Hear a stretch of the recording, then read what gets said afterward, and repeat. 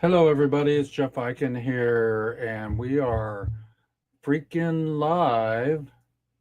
We are live on everything you can think of. It's going to be pretty cool.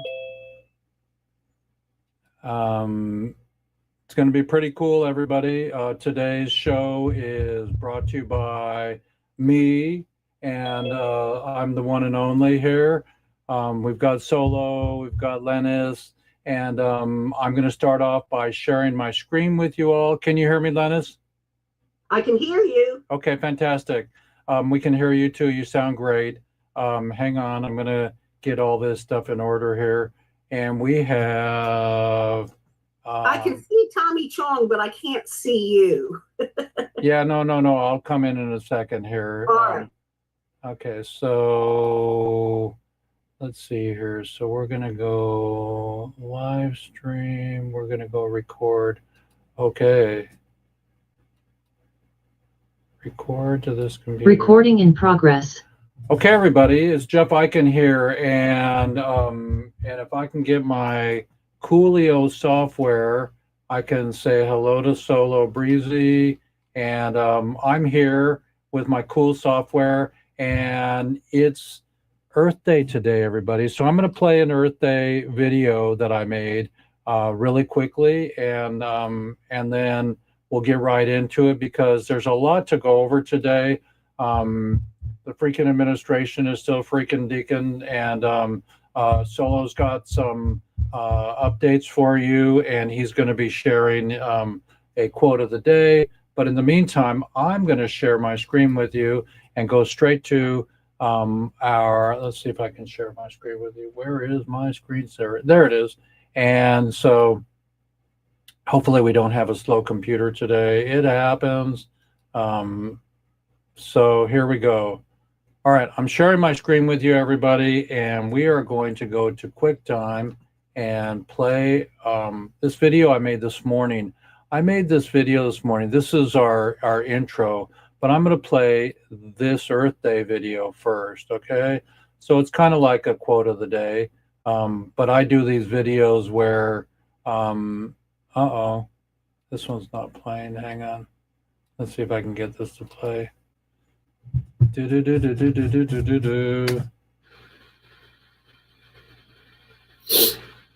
Hello, everybody. It's Jeff Eichen here, and this is my Earth Day poster here that I made, and it's a beauty. It's got the cannabis goddess in there, and just about everything that I can think of, and be the change. It's going to be really a beautiful Earth Day. The sun is shining in Port Townsend. I got the dolphins over my shoulder here and the forest right here. So it's a beautiful day.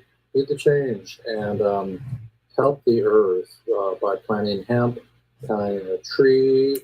And I'm going to read from the Kriya Yoga book today that Joe gave me. And so it says here, consider a calm and still lake in which reflected a big full moon. It's reflecting a big full moon. The image of the moon looks real, and if real moon was not in the sky to remind us otherwise, that would mistake the reflection for a moon itself. The reflection cannot exist by itself, yet the moon can exist without the reflection. It is the same with our personality. We see only the reflected personality and mistake it for our real nature without realizing that personality manifesting and present a dependent on something deeper to find our real self is higher meditation. So that's the Kriya Yoga book, everybody. It's a phenomenal book. I read every day a little bit of this incredible book here. And I hope that you have a good Earth Day, mindfully thinking about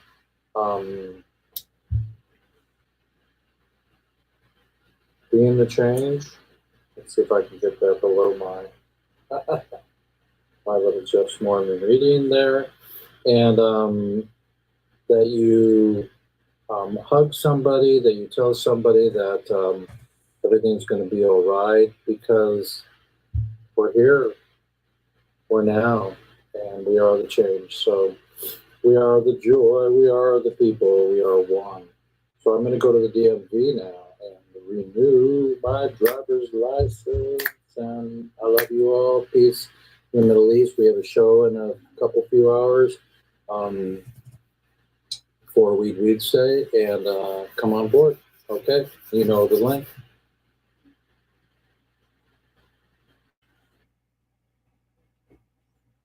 So everybody, that was me reading my morning readings. I like to take a book out of my spiritual bookcase and do a morning reading. Let's go right into Earth Day happening. Hemp Hooray, everybody. It's Jeff Eichen here. Happy Earth Day from Tommy Chong, from me, and happy 420. Yesterday, wait, no, was it day before yesterday? And we are moving forward with our International Cannabis Film Festival. So send me your films, get in touch with me, and enjoy episode 258. It's an amazing time, and we're just blessed to have our new logo for the relief concert that we're planning. We're calling upon Snoop and Willie, Melissa Etheridge, Carole King, Carlos Santana, all the OGs and some of the new Gs. So everybody get ready, support us, relieffoundation.org. Hemp Hooray. Hemp Hooray, everybody. We're back from NOCO 11 in Colorado. It was epic. Met some really beautiful people. It felt different this year, like the urgency is upon us and that we're going to make some leeway in the hempcrete building industry, movement, and plastic, paper, fiber, fuel, and medicine. So Hemp Hooray to our show today. And to a wrap up, I'll have a wrap up slideshow if that downloads. Let's see, how's it going? It looks pretty good. Okay.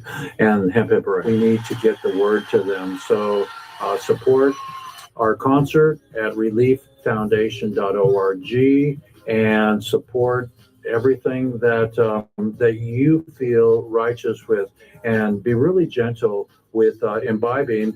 Do not drive, and find your strain that works for you, that makes you happy, that makes you prolific, that makes you dance, and put those 3 strains on your chalkboard, on your whiteboard, put it on your refrigerator. Let's have a show, everybody, of some people coming home. Let's bring Edwin home. Edwin, tell us your story and your name, and welcome, Edwin. My name is Edwin Ruiz, and I have been in prison for 27 years. I am serving 40 years sentence for a nonviolent cannabis crime. And I'm fighting for my freedom. And if you can, please share my story with other people. And tell us about your book and where they can find it. And I also have published a book. It's called Unlocking Potential. And you can find this book on Amazon. And the book is premised on overcoming challenges and difficulties in life. You mean it's not impossible to have hope while you're in jail? And no, we have to remember that life has a funny way of developing in each of our lives. And sometimes we encounter setbacks, disappointments, and even you may find yourself in prison.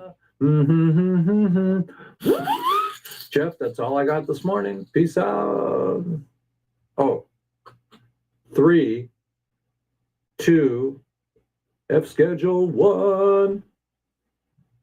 Until we get the license, don't bogart that joint, my friend.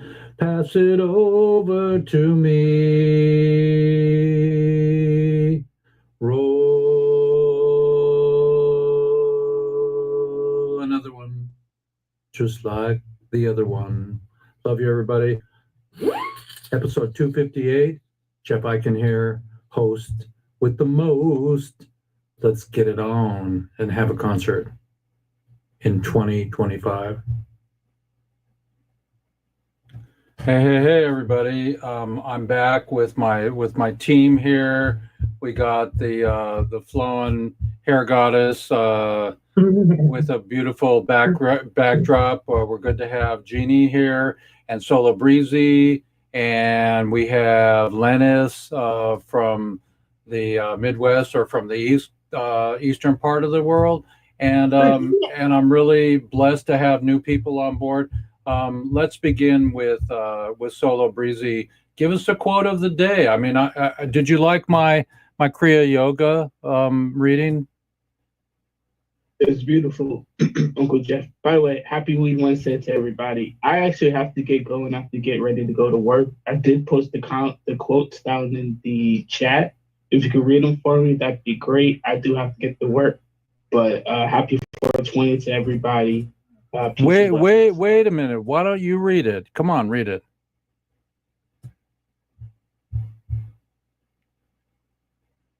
All right, I could read this first one and then I really have to go. Okay. So the first one is quoted by the great Les Brown. Shoot for the moon, because even if you miss, you'll land among the stars. Oh, beautiful. Yay. That's a good one. Hang on. Look who's coming in. Bob Marley's coming in. Hang on. Check this out. So everybody, while Kim's mic is getting ready and she's pulling herself in, we got Lens Woman in charge, and Solo's got to go. He just read a quote. Read that quote again, just one more time, and then go. All right. Hey, Kim, nice to see you. Today's first quote is quoted by Les Brown. Shoot for the moon, because even if you miss, you'll land among the stars. Woohoo! Well, Hemp Hooray.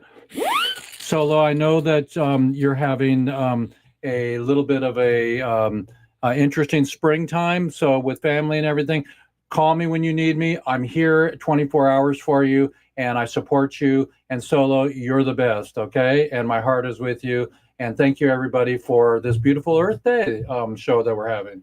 So welcome aboard, Solo, and go to work, make some moolah. And then I saw that you donated $42 the other day. Yes, I did donate $42 to Norm, and I went to a cannabis event the other day. I took a picture with Norm. Great cannabis, fake cannabis inventory for us. So I went and took a photo with them and told them that I'm teaming up with Norm, of course, as being a cannabis activist. So definitely want to stay in touch with them. Great organization that helps support us pop people. Hemp Hooray, we'll see you on stage, and Lens Woman, you'll be all over the place there. And Lennis, why don't you introduce yourself and tell us where you are and how you found me? Well, my friend Wendy put us in touch with each other. And I'm in Virginia. Virginia, proudly the first Southern state to legalize. So that was not an easy thing to achieve. No. I'll tell you all about it when you're ready. Okay, fantastic. And welcome, Lens Woman. Kim, tell us a little bit about your triumphs. I've been following you secretly, stalking your progress on your book, and you've won a couple of awards. Tell us about that. Yeah, just recently at the Book Fest, I won 3 silver medals for women's fiction, romantic fiction, and historical fiction and romantic fiction for the 20th century. Does your book include any stories about smoking weed? Absolutely. Okay, we're gonna get you involved with the International Cannabis Film Festival and do a little like PSA where we can promote your book also and tell everybody the book is just as good as a movie if you close your eyes every so often when you're reading and see everybody moving and grooving. Yeah, it's the way it's written. It's kind of like a limited series. You know, each of the chapters you get a complete adventure, you know. That's what I'm saying. That's what I'm saying. Well, on this beautiful Earth Day, we'll say now that we've gotten our two goddesses in the corners, come on in, Jeannie, and give us an update. Yes, everybody, can you hear me? Yes. Yes, everybody. Hi there, mates. My camera, as you can see, is being naughty. It keeps skipping out on me, but I'm here with you. I'm here to support. I'm here to tell everybody that planned prisoners do not belong in prison. And we need to do something about it, and that's why we're here. So all of you out there that I keep inviting and I keep knocking on the head and saying, come do it.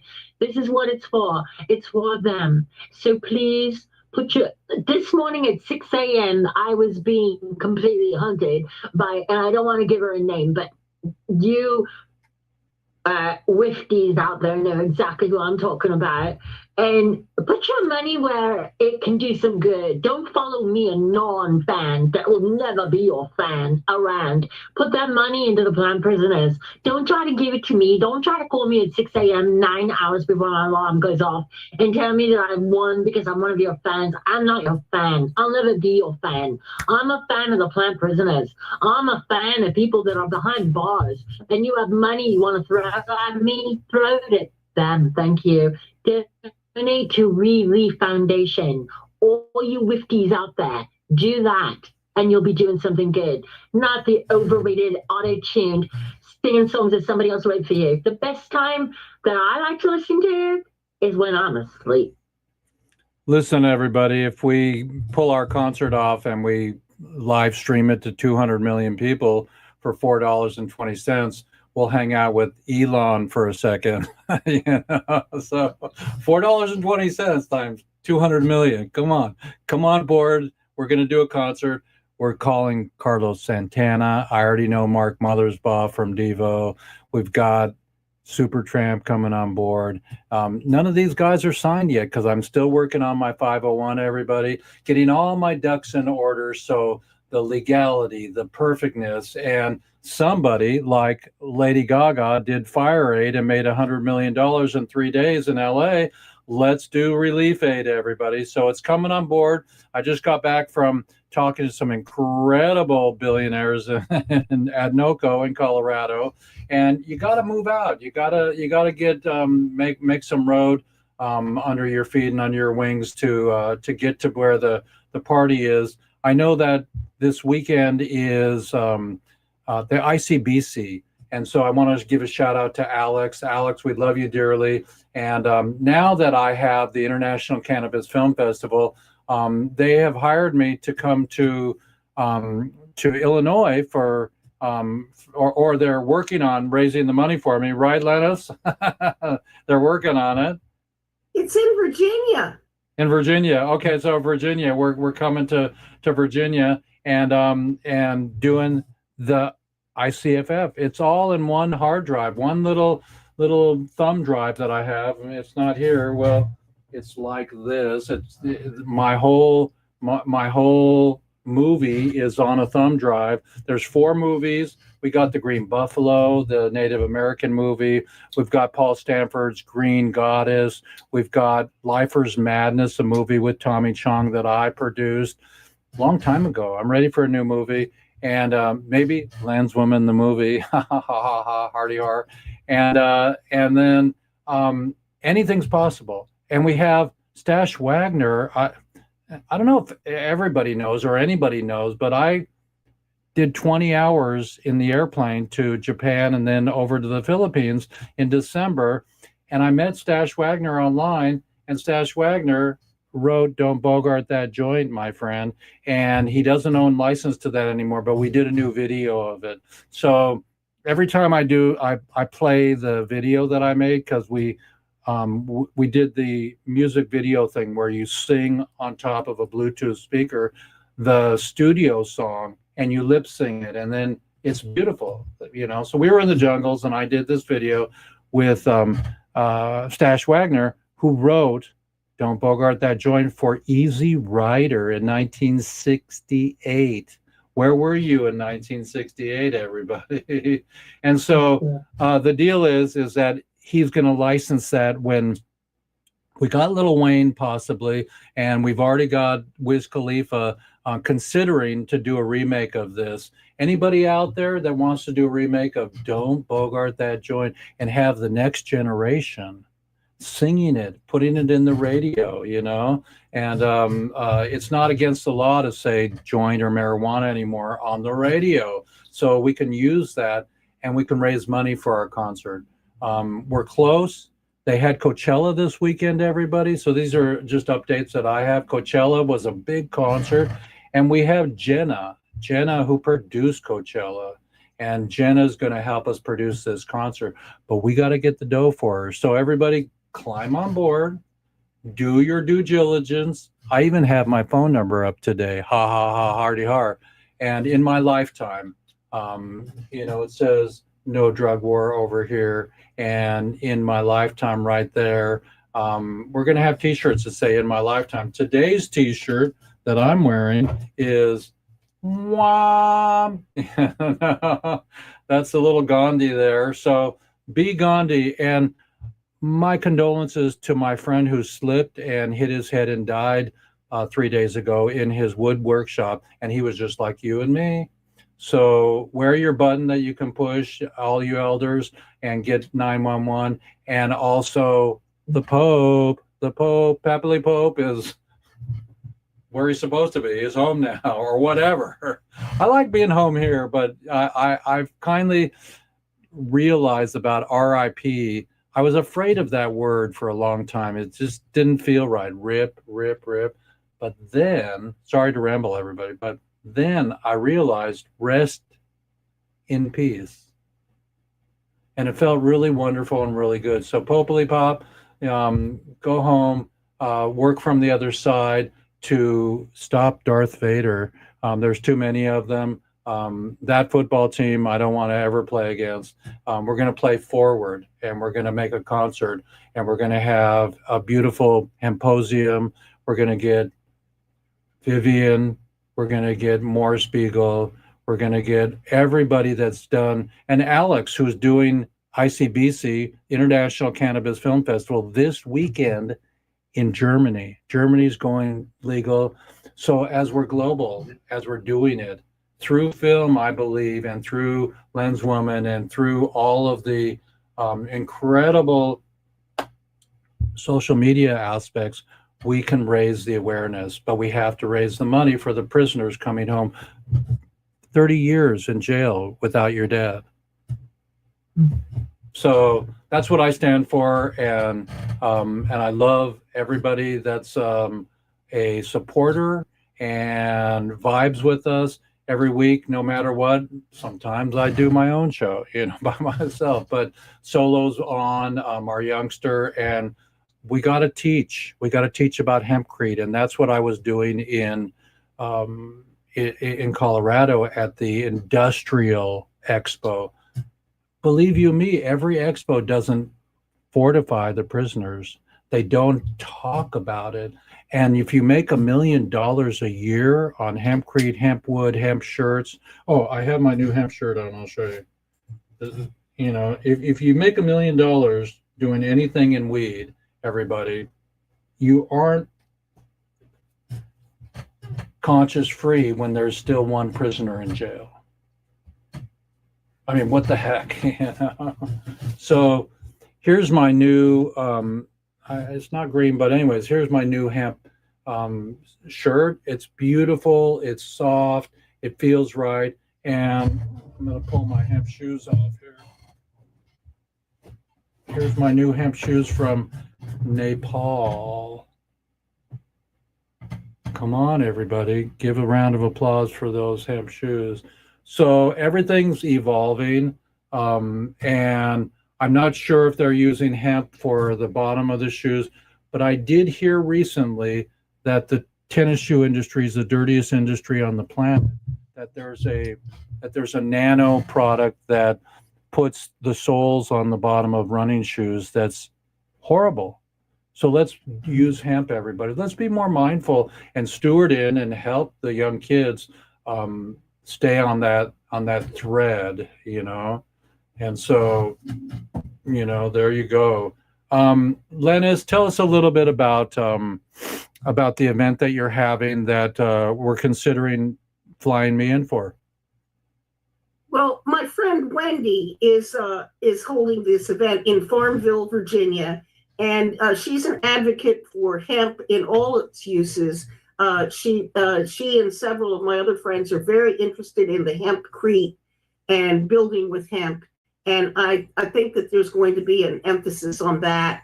And I think they're trying to get sort of like a trade show with lots of demonstrations and learning opportunities. Oh, fantastic! And when was the first time you ever smoked? Oh, ancient history, man. I'll tell you that it's a funny story because when I was a youngster, my parents had divorced and I was having a hard time with, I was only maybe 13, 14 years old when they divorced. And I was having a hard time with that. It was a sensitive part. I was just at a very delicate age, 13 years old. And then, so my mother took me to a place where they had like mental health help. And it was run by the state of Virginia and the city of Falls Church, Virginia, where I'm from. And they put me in group therapy. And there's lots of funny stuff that happened in there. I met the kids that were in there were like, I was kind of like a little goody two shoes. And these were the kind of some of the kids that were acted up. That I call them the naughty kids, in school. Naughty. Yeah, sure, whatever. But anyway, they one time my mother forgot to pick me up. So a couple of these guys said they'd give me a ride home, and they turned me on to weed. And I didn't know how to inhale, so they gave me a cigarette, tobacco to learn to inhale on, and then they gave me weed, and I tried it, and honestly I didn't really. That's the first time I didn't get. You hear this a lot. You don't get high the first time necessarily, and but so they drove me all over, and after a while I told them, I said, I want to go home. And they did. They took me home. And so I went home. And, my dad, well, he wasn't there because of the divorce. His products he sold encyclopedias. So we had 3 encyclopedias in the house. So when I got home, I went to the Britannica because I knew that was the best one, the Encyclopedia Britannica. And I looked up marijuana. And there it had all that Anslinger junk, reefer madness. That was like about 3/4 of a page, very small print, reefer madness stuff. And I read it, and then I got to the bottom, and at the bottom it said, see hemp. And so I looked at the hemp. Well, wait a minute. It said see cannabis. That's what it did. It said see cannabis. So I went to the C book, which was a separate book, big encyclopedia. And I looked at the cannabis, and it was in that part. They had like about 2 pages of all that medical marijuana information that was actually available in 1964, which was when I was 13 years old. And I was like, oh, okay, well, this is different. And then at the bottom of that page, it said see hemp. And I went to the H book and I looked up hemp, and it had all the stuff that Jack Hare, not all the stuff that Jack Hare put in his book, but quite a bit of it, how it could be for paper, how it could be used. And this was this was before any of us knew about that. And so that first day that I tried hemp, cannabis, smoked it, I learned all of this in that very same day because I was looking in the encyclopedia. So that night when I went, and this is what was really kind of wait, were you 13? Yeah, about maybe 14. I can't remember the exact date, but I was pretty young. So, but let me tell you this. I went to sleep that night and I had a really strange dream. One of those dreams that was just almost like real. Like really, it was more than a dream. It seemed so real. And what it was an angel. And she came to me and she said, don't go out with those boys anymore. And I always knew that that was the hemp angel, that that was the cannabis spirit. And throughout my life, I saw that spirit on a couple of more occasions. When I was in the 80s, in the late 80s, when the drug war was so bad, and you remember, you're about my age, you remember how I called it the dark days of the drug war. And I was really upset because by that time I was a medical marijuana user. And that angel came to me again and asked for help. And I'll never forget it. But this angel is an entity in my life, and it's a cannabis spirit. And so when you ask me about when I first tried cannabis, this is what comes up in my heart. When did you graduate high school? Or did you? 1969. 1969. Okay. Or that like a badge of honor. Yeah. But you know, I went to college in Washington, D.C., and then I had grown up, you know, in the suburbs of Washington, D.C. So I kind of knew the government system. So I joined Normal in 1972. Wow. And, yeah. I know. I have a check that I wrote for the Normal. I mean, Elton John was just coming on board. You know? Goodbye, Yellow Brick Road. So I already knew the hemp angel, so what can I say? Well, maybe Lens Woman will have a new chapter meeting the hemp angel. It's real. That's all I can say. But anyway, I joined Normal, and about a year and a half later, they sent out a newsletter, and they said that they weren't going to be a lobbying organization because they wanted people who gave them money to be able to deduct it from their taxes. So they were just going to be an educational organization. And what I did then, I can remember throwing that newsletter on the floor and stomping on it and saying, well, who's going to get it legalized? Who's going to do the lobbying? Because I'd grown up in DC. I knew that you had to send lobbyists in to effect change. And I said, who's going to do the lobbying? I was stepping on this newsletter. You expect me to do it? You know, and of course, that's pretty much what happened. Well, Lennis, I'd like to introduce you to the two ladies on board, Jeannie 420 and to Kim Gottlieb. Say hi to each other. Hello, Bowmate. Hi there. And Kim, tell Lennis that when you were with Bob Marley, how they were smoking every day, and it was religion. Oh yeah, Bob took it very seriously, and he was very disciplined. He smoked massive amounts of herb, but he was very disciplined. He cared deeply about the music and the message of the music, and he was a real perfectionist. You know, when they would do rehearsals, they would rehearse for hours to get everything just right and have all the cues right. He didn't like to pose for pictures, but for the cover of High Times magazine, he was all on board when I shot him for the cover of High Times magazine. And we brought our 3-year-old with us when I shot that session. And our 3-year-old considered himself a Rasta. He knew every cut on every reggae album that had ever been released in the United States. And Bob got a huge kick out of him. So from that session, from that High Times session, I have a picture of Bob. He's sitting on the floor by a low coffee table with lots of herb piled on it. And my son in his little yellow Rasta cap is at the end of the table. And Bob is looking at him and just grinning.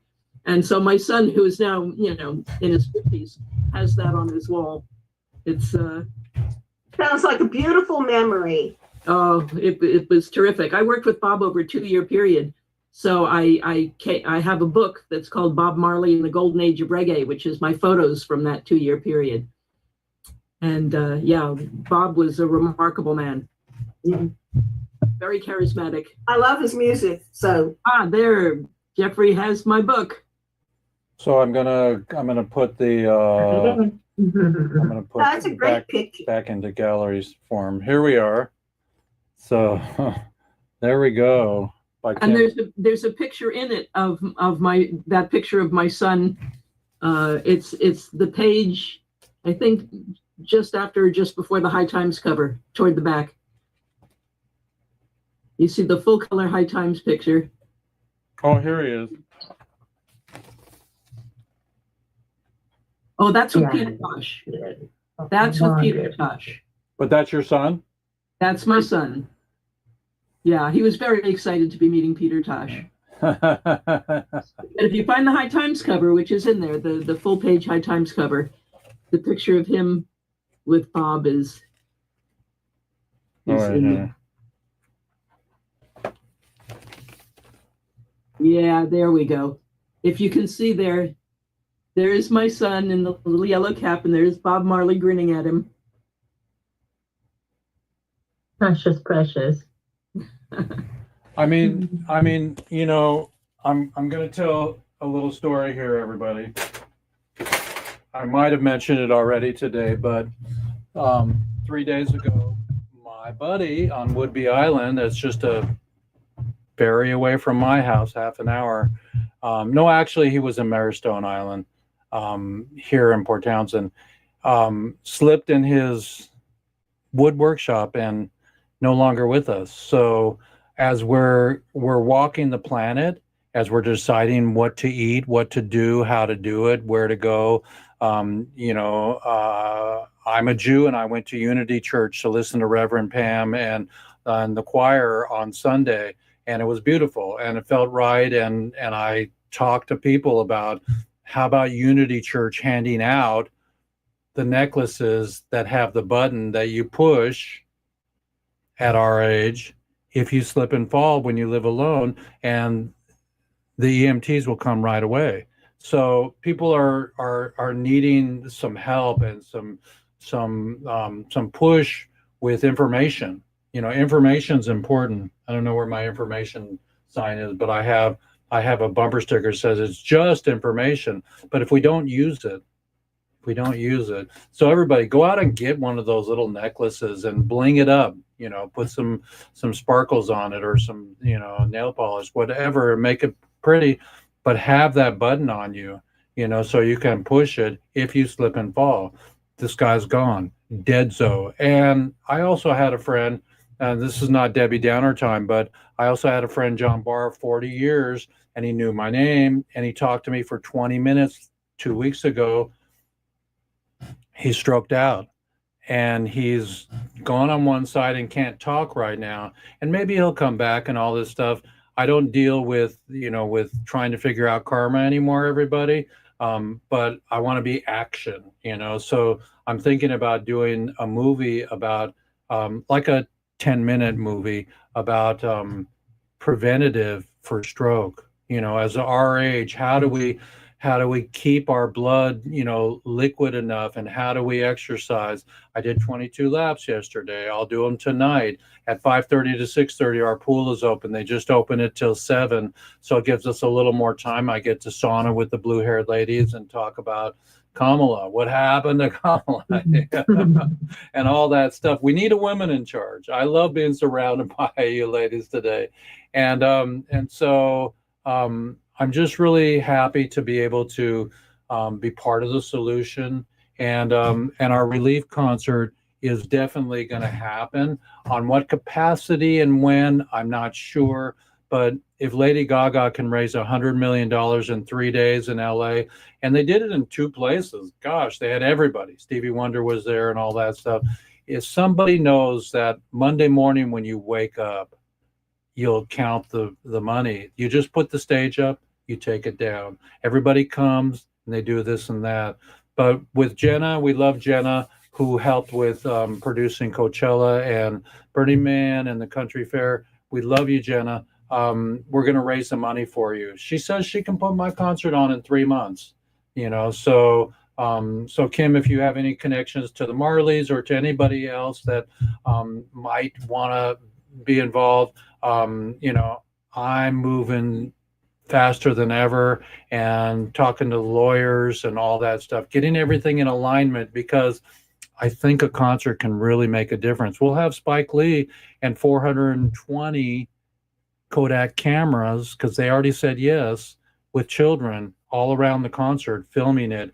We'll have one zone or 2 zones in the green room where we'll have photographers. Maybe Kim, you want to help us with that, and we'll do portraits and interviews of So Happy Together, the Turtles, of Stash Wagner, of Tommy Chong, and do a book out of it, do a CD out of it, and a documentary, So the guy that did do you know the guy, Kim, that he's the drummer for one of the late night show talk hosts, and he produced that movie, The Black Woodstock. He found all that footage, and it won an Academy Award, and he did that. But his new film is on who's the guy in the I just got a blank here.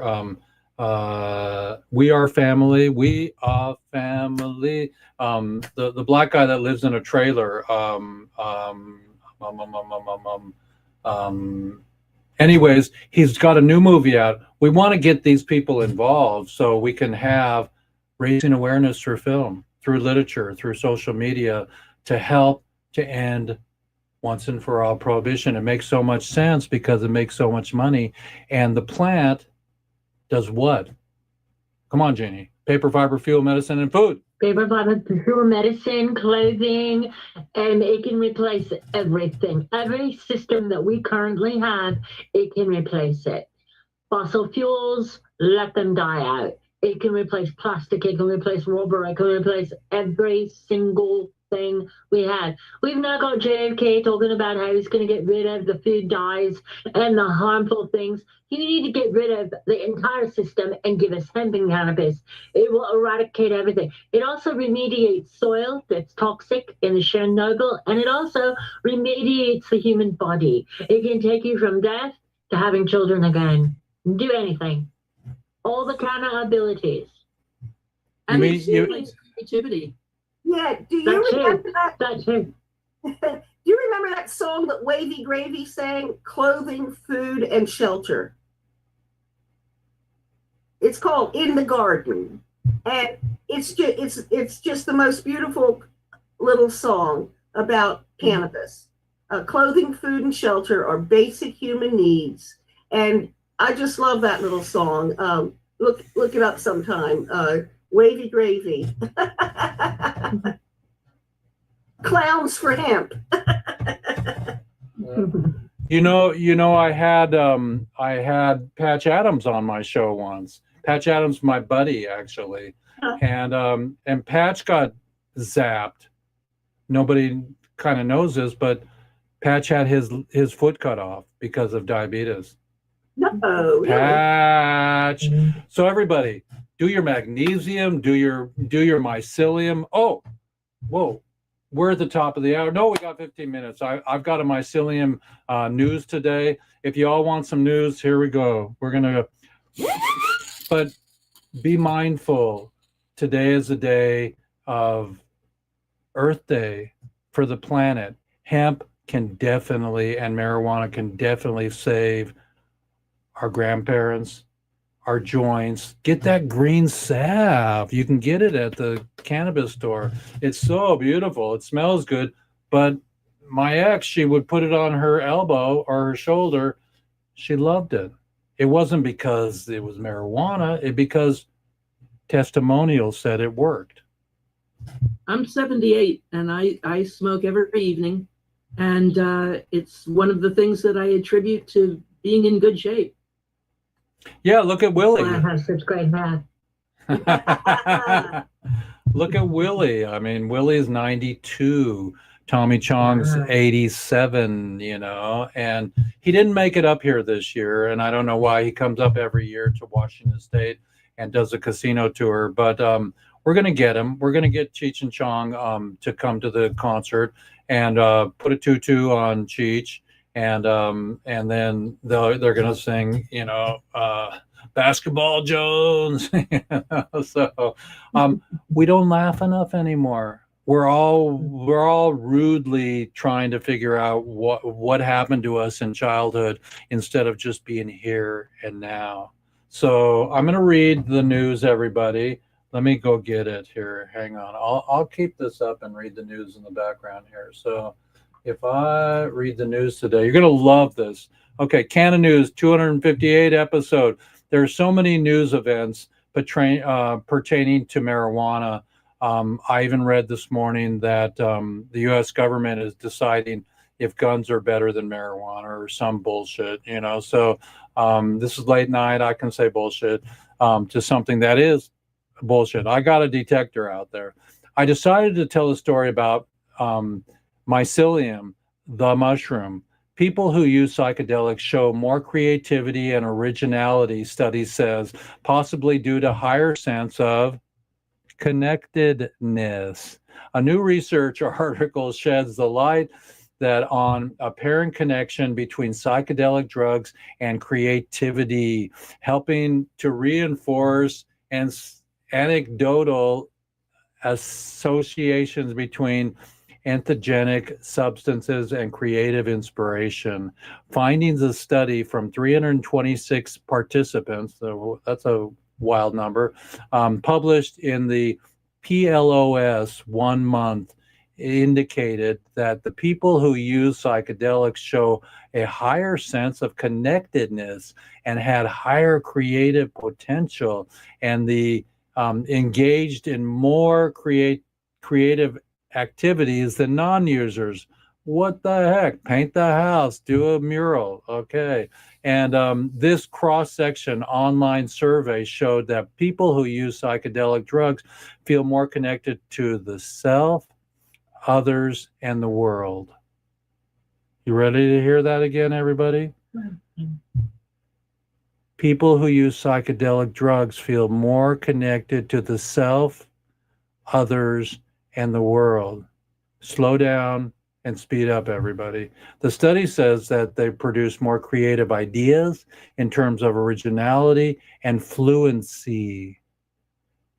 So it doesn't make you fucked up or stoned or go into the dark zone and never come back. And they showed a trend of far more creative activities, but not creative achievements. Consequently, psychedelic drug users not only have a higher creative potential, they continued, but they also behave differently in their daily lives. They seem to play music more often and more frequently, and engaged in working on open-ended scientific and engineering problems.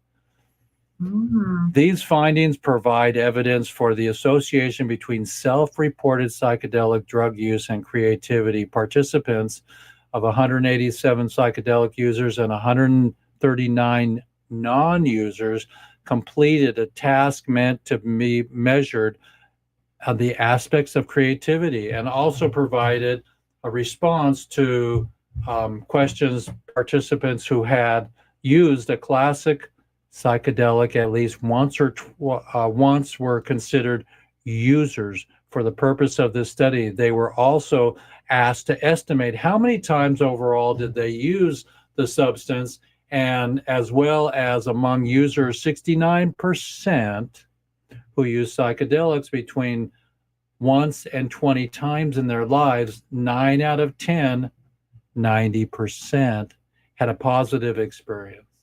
And more than 51% had what researchers called a medium trip and were intentional about their use. 65% more than the third stayed indoors.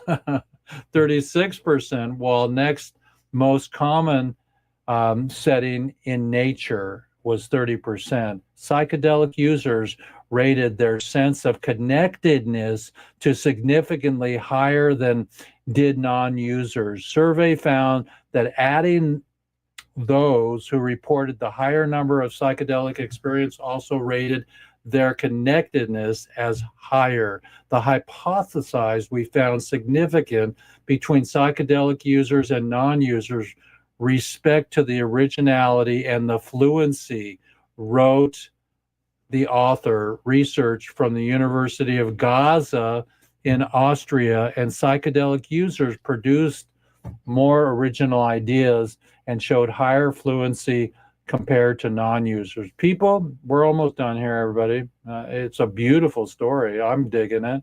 People who use psychedelic drugs feel more connected to the self, others, and the world, and produced more creative ideas in terms of originality and fluency. They studied also the psychedelics were generally older and higher degree of education and were likelier to consume more drugs both within the past 3 months and over their lifetime. They were also generally more likely to be unemployed and had more psychiatric diagnosis. Authors further said that risks and manipulative effects associated with psychedelics could in part be attributed to increased creativity. Wow. I have a section in my book that has an unexpected acid trip. Oh, nice. Which I'll read for you anytime you like. So. Oh yeah. Well, we can totally. We got plenty of time left here. Open that page. Okay, I've got it right here. Okay, hang on. Let me finish this. Psychedelic drug users didn't differ in all respects from non-users. The study says, for example, it found overall well-being and satisfaction scores roughly the same between the two groups. Authors of study didn't explore the attributes such as openness and curiosity. Since both personality traits are linked with creativity and psychedelic drug use, they noted these traits might serve as an alternative explanations why psychedelic users are more creative than non-users. As for possibility of influence of psychedelic drug use, and separate from last year from the research at Johns Hopkins University, the contrary to some earlier evidence on a single psilocybin experience is to make the atheist believe in God or dispel someone's sense of free will. It might, however, inspire the belief that animals, plants, or even objects like rocks and robots have some sort of consciousness. Duh. While participants in that study had small differences in certain perceptions of consciousness after psychedelic experience, more likely to attribute the consciousness parameter to the insects, for example. The religious and the metaphysical beliefs didn't significantly change. The research published earlier found among adults regularly, nearly 3 in 4, that psychedelic use has a positive impact on their quality of their meditation. So it says here, another study from last year would explored the role of psilocybin mushrooms in the evolution of human consciousness, said psychedelic has a potential to trigger significant neurological and psychological effects that could have influenced the development of our species over time. Mm. Whoa. So everybody pull your microdosing out or your macrodosing out and get happy. I don't smoke that often, everybody. You might think I do because I'm the hemp dude and the WEEDSDAY dude. But when I do smoke, it's after midnight. The Bob Marley comes on and I edit a weed program or something connected to my creativity, or I do a kaleidoscope, which I want to do a show on kaleidoscope soon. So Kim, bring on your story, and we love you. Introduce your book first and then tell us the story. Okay, the book is Lens Woman in Love, which you can see behind me there. And it's, I didn't want to write a memoir, so I took my life experiences and I wrote a romance instead. So this little section is where she's hanging out with her roadie friend, Colin, who is a roadie for a band called Purple Harry. And she's been in the habit now of going out to picnics on Hampstead Heath with him on the weekends. So after having been up almost all night at a gig, Colin greeted me on a bleary Saturday morning with a fresh pot of strong English tea to help me wake up. And I searched his kitchen in vain for sugar to make the brew palatable. At last I found a few sugar cubes on the mantelpiece. and popped one into my cup. Colin and I had been talking and joking for about 20 minutes, gathering up our picnic supplies, when I noticed that the walls were melting. Oh, no. Colin, my voice was quivering slightly. Colin, was there something in the tea? No, love. What's the matter? Maybe the sugar cube? Colin's eyebrows rose and his eyes got very round. Sugar cube? Where did you get it? I pointed to the swiftly dissolving mantle. Oh, bollocks, Colin grimaced. Okay. He furrowed his entire face in thought. He looked like deep thought personified, a cartoon of those words made flesh. I started to laugh. Colin brightened. Oh, good then, yeah, it'll be just fine. First of all, I think you ought to know that you've had some excellent acid. And fortunately, you seem to be properly enjoying it so far. But for safety's sake, we probably should continue on with our picnic to Hampstead Heath. He grabbed the sack of food, handed me my camera, and led me outside. A nature trip is always the best kind. How you doing, love? The house seemed to melt away as I stepped outside. The world around me was taking on bizarre designs, and I felt uncomfortable in the pit of my stomach. The building to my left was shimmering, and its visibly shifting molecules glittered, dancing in patterns. The path below my feet undulated, so I took a surfing stance to keep my balance. I looked down, and each individual blade of iridescent grass was distinct around my moccasins, waving me forward. I took a photo of my feet. I sat on the curb, overwhelmed by the patterns and fluidity around me, and looked up, trying to find cool blue air to breathe. Swirling spiky clouds curved into blue and white paisley swirls, pulsing like cerulean arteries. I'm not ready for this, Colin. My voice was still quavering, and I was afraid to move in the suddenly unfamiliar surroundings. It's okay, love. It's very mellow acid, and it's only one tab. Honestly, I'll look after you and protect you, and I'm a good guide, so you can just relax and enjoy it. Come on.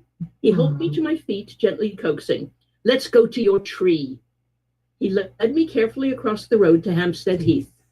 My tree had changed. Larger, more majestic, ancient and wise. It had become the first primordial tree, with dozens of gnarled branches spreading wide and low. It reached out to me as I climbed into its arms. In perfect comfort, I melted into my tree, its bark my skin, its limbs my own. I felt the spirits of everyone who had ever inhabited this tree, poets and lovers, and children who read books and dreamed in its branches.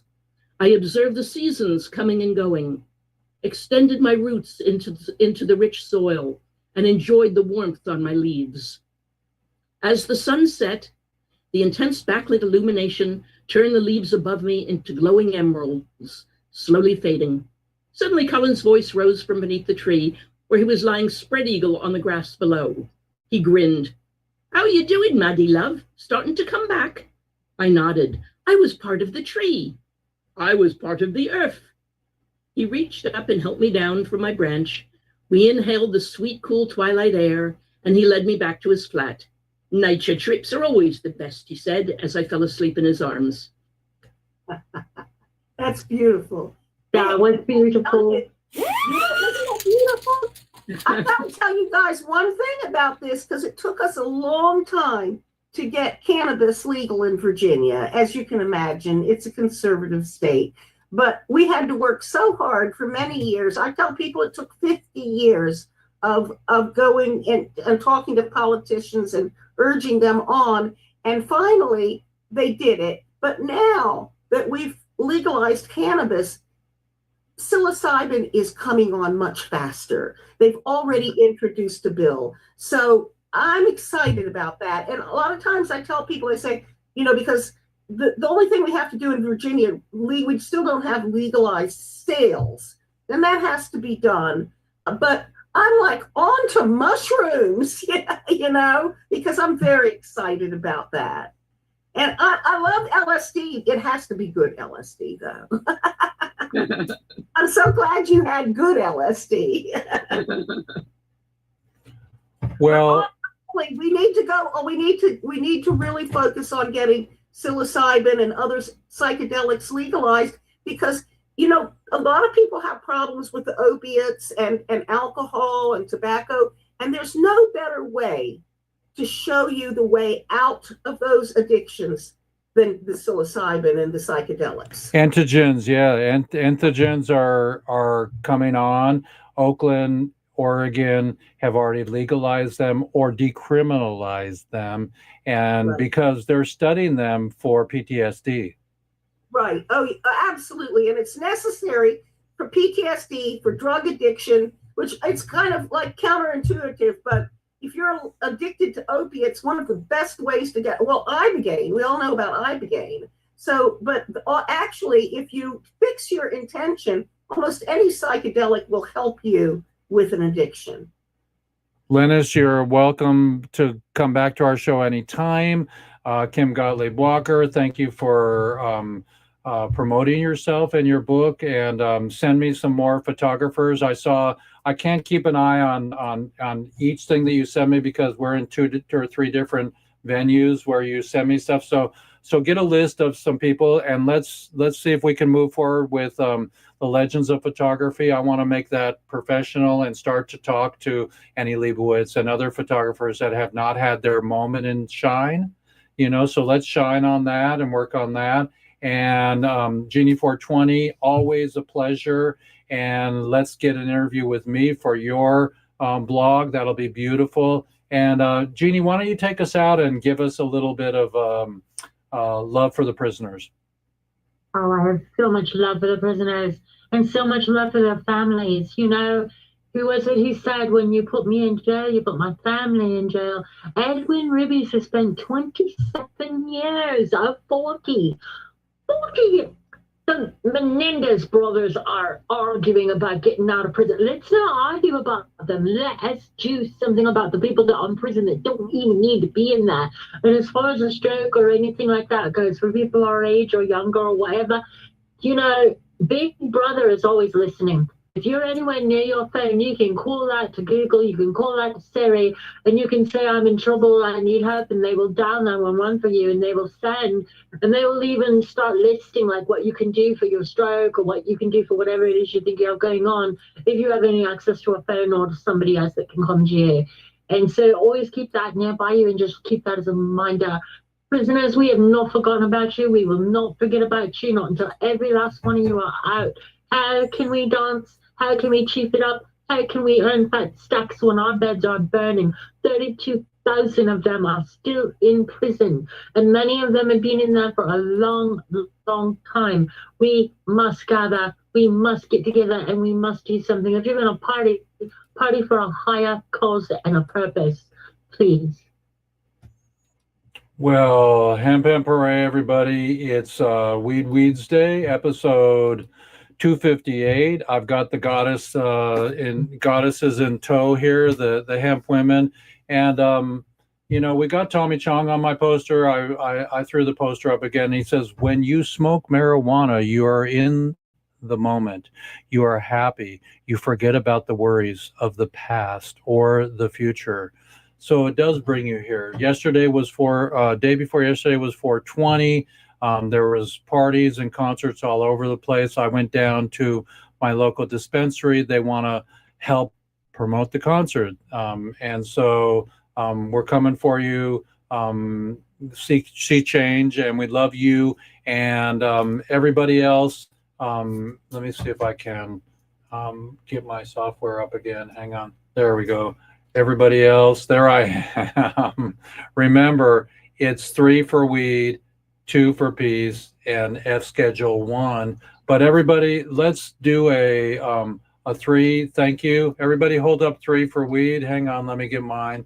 Hang on. So I can't move hang on.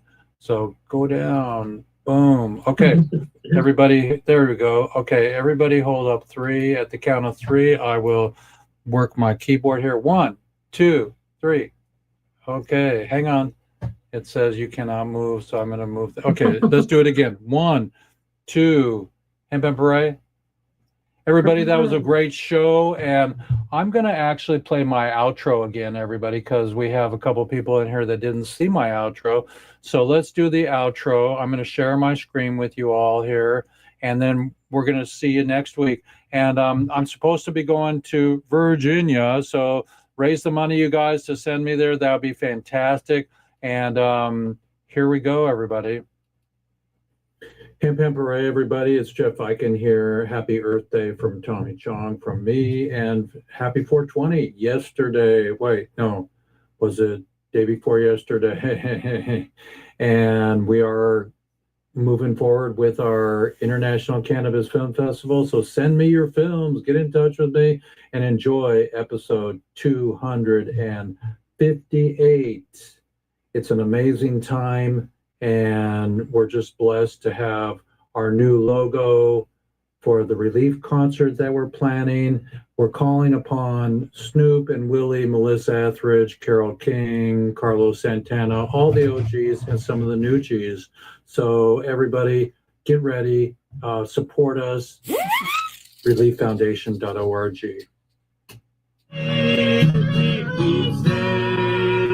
Hemp Hemp Hooray.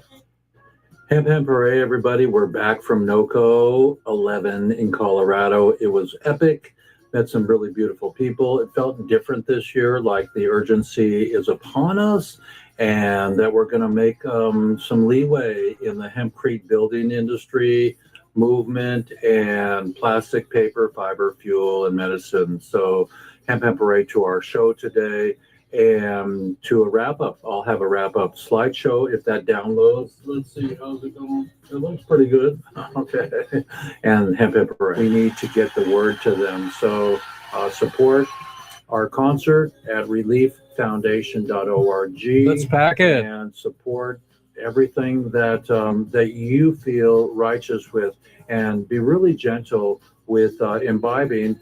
Do not drive, and find your strain that works for you, that makes you happy, that makes you prolific, that makes you dance, and put those 3 strains on your chalkboard, on your whiteboard, put it on your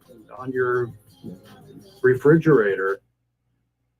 Let's have a show, everybody, of some people coming home. Let's bring Edwin home. Edwin, tell us your story and your name, and welcome, Edwin.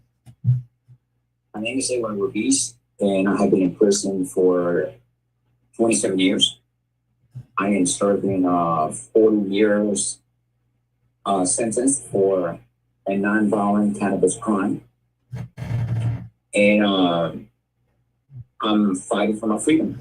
And if you can, please share my story with other people. And tell us about your book and where they can find it. And I also have published a book. It's called Unlocking Potential. And you can find this book on Amazon. And the book is premised on overcoming challenges and difficulties in life. You mean it's not impossible to have hope while you're in jail? And no, we have to remember that life has a funny way of developing in each of our lives. And sometimes we encounter setbacks, disappointments, and even you may find yourself in prison. Jeff, that's all I got this morning. Peace out. Oh, 3, 2, F schedule 1.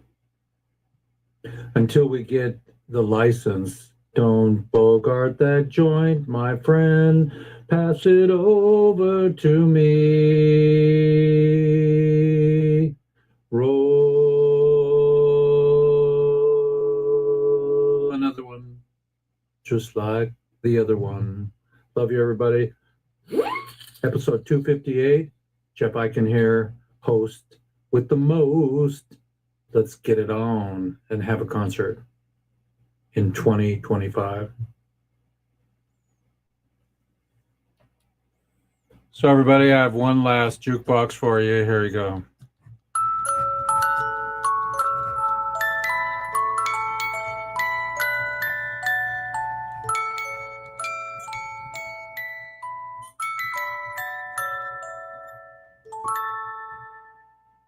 Let it be. It's all in the wrist. Let it be. So be the change, everybody. Great show today. Thank you, ladies. Keep in touch, Lennis, and go out and raise the dough for me. I'd love to come. And otherwise, I'll stay here and keep pushing forward for my 501 and for everything else. And I've got the International Cannabis Film Festival. We have Lenswoman. Go to Amazon, go to Barnes and Noble, and where can they find you on Facebook? I'm there. I have pages for my books. I have pages for me personally. I have pages for making a public appearance. Kim Gottlieb Walker, everybody. So, and let's definitely do more to promote the photographers. I'm ready for my next episode, so bring them on in. And Lennis, thank you so much for your beautiful stories. We'll see you next week, Lennis. Okay. And Kim, anytime you want to come in, for sure. And I'm here. And you saw I was doing a little videotape. I'm going to send that to Sherry of you reading your book. You know, so yeah, she loves that we're having banter. You know, that we're helping each other. So, you know, my buddy slipped, everybody 3 days ago, and he's gone. That could happen to you. No, every day is precious. You have to make the most of every day because none of us know how long we have. Yeah. So to make the most of every day. You know, slow down. You move too fast. You got to make the morning last. And my friend Danny Deerdorf, who had polio, and they strapped a guitar to his wheelchair. He played 300 opening concerts for Seals and Crofts. And he was here in Port Townsend, and I photographed him, and he's a remarkable soul. But he said, my final words, everybody, slow down and speed up. So hemp hooray, everybody. That's all I got. I'm out of here, and we'll see you next week, and if not sooner. And you can come to my morning readings, everybody, and I'll try to just be my perfect self. And know that that being a bachelor isn't that bad. It keeps me out of trouble, but I'm on the market again. So everybody, send me an angel. Love you, and that's all I got. I'm a raw vegan, 22 years, everybody, but I'll eat salmon. I love salmon. Okay, and I'm a good smoocher. So there you go, everybody. Peace out, everybody. It's my show. It's my show. I can do what I want. Peace out, everybody. Boom. Boom. Recording stop.